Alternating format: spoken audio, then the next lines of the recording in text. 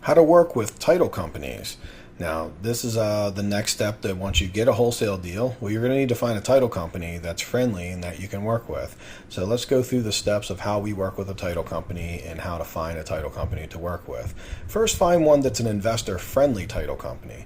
So when you find a company that actually works with other investors, and you might talk to someone that's in a mastermind group, like if you're in one of our group, we can tell you a lot of companies that are awesome and know how to do business. If not, say you're not part of our group and maybe you just bought the program and you're going through and you're learning from it, then go to like your local RIA, and often there will be a title company there that's at that local RIA or meetup that's saying, hey, I'm a title company and I work with investors. If not, most of the time you can just ask anyone there, hey, do you have an investor friendly title company? Because that's really the key. If they're investor friendly, then they're going to understand these transactions and how I'm telling you to set these up, and they're going to assist you in helping you make sure this is all good and you're doing everything correctly. Now, when we talk about investor-friendly title companies, some of the things they do for us, they don't break any rules, but they understand that if we're making an assignment fee, it's all in how they present that assignment fee. If, let's say, we're at closing and you're collecting the money and you're meeting your seller there, when you're new, I would recommend you go to closings, you meet your sellers there. Once you get pretty good at this, I don't actually go to any settlements because you get enough volume, you don't have time to go to all of them.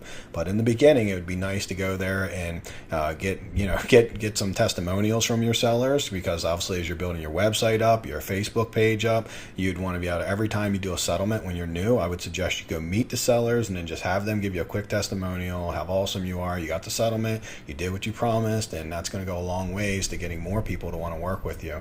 And you also can ensure that your first deals go really well. That's why we go to those settlements. Now, the key though is I'm going to give you an example. So my title company, when they present the HUD-1, if I have a $10,000 assignment fee on there, we make sure they'll talk a lot about the seller side, like here's all your costs, and they don't really discuss my side, because that assignment fee is on my side, by the way. So it really doesn't have anything to do with them, all right? And there's no need for the title company to put a spotlight on it. We had this title company a long time ago who would literally say, now I need you to know that there's a $10,000 assignment fee and that Michael is selling this to another investor, and I'm going to need you to sign a piece of paper saying you understand that so you won't sue me later on.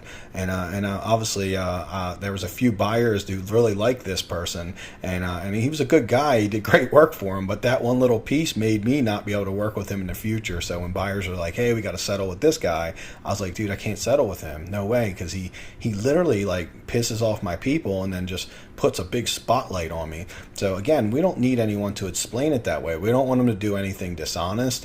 If we're there and then they asked about the 10K, they can just point and say, hey, tell them, can you explain this to them? And then I can say, hey, the 10K is an assignment fee between me and my partner that we're working on, and it's pretty true. We're partnering with this person. We're our part of the partnership is that we're finding the deal for them, and that they're paying us $10,000 for finding the deal and doing all that work. It's a lot of work to get good deals, so that's kind of our partnership. And then their part of the partnership is they get to buy the deal and renovate it and keep all the profits, but we get our 10K up front. Now, we don't explain all that to them, but if we just say something very quick and simple like, hey, well, me and my partner, he pays me that money up front for finding the deal, and that's our arrangement, but it doesn't affect your price. You'll still get everything we promised. Is that good? And then people are usually, okay, no problem.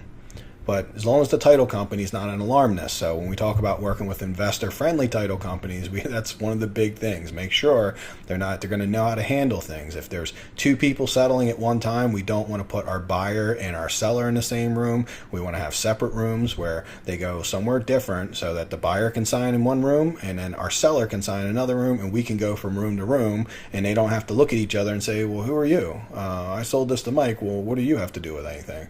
Right? We don't want to have to get our buyer lying to them and hope they say the right thing. A good title company will not let them hang out together because they'll know. They're just being thoughtful of not creating problems. And make sure they can close fast. A lot of regular title companies that work with like realtors, 30 days, pretty standard. You ask them to do it faster than 30 days, and they're like, we can't do it. When you work with investment title companies, I've heard of them settling in like 3 to 7 days, like super fast. Now, each state's a little bit different. Here in Maryland, if you're in Baltimore City, 10 days is really quick because we have lien sheets. There's just some paperwork that can't get done much faster than that. But we're in the counties. I know a lot of people that do 7 days and they can do it very fast.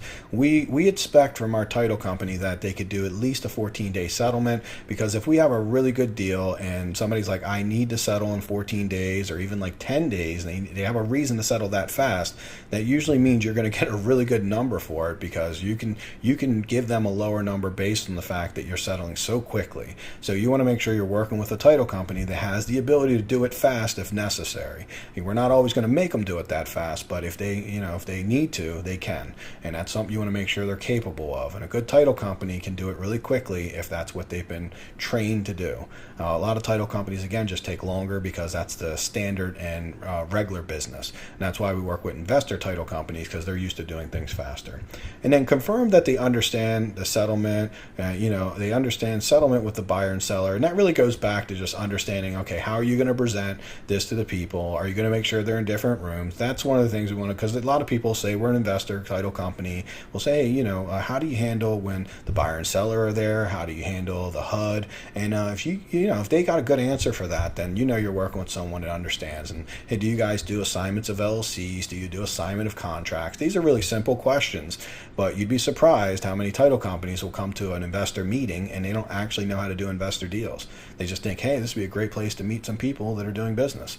Now, if they don't know but they're willing to learn, I'm very cool with that. I've had a title company, Homeland Title, we worked with for years, who worked with some investors but didn't understand our business totally. And they quickly learned it, and they were really great. And we did a lot of transactions with them, and they did a great job for us. We only left them a few years ago because our main guy who was servicing us decided to leave and go on to a different venture. And then we found a company that was a little bit cheaper and a little more investor friendly. So we just, we had no bad blood. They were a great company, and there's many great companies like them, and that's all you're really looking for. So that's how you work with title companies. And once you can figure that out, this should be a pretty easy resource to get in, and you want to make sure you have that in place before you go out and start buying deals. I don't ask you to do a lot ahead of time, but having a title company you can connect with once you get a deal is going to be pretty big and pretty important.